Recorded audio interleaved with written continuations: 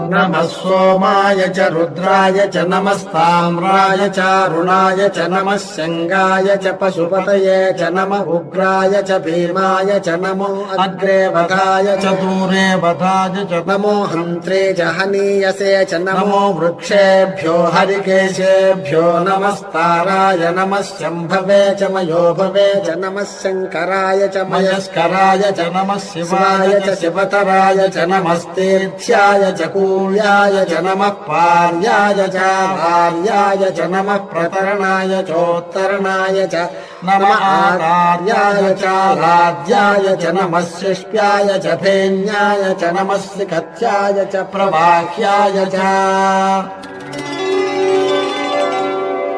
नमः इरिण्याय च प्रपथ्याय च नमः किगुंशिलाय च क्षयणाय च नमः कपर्दिने च पुलस्तये च नमो गोष्ठ्याय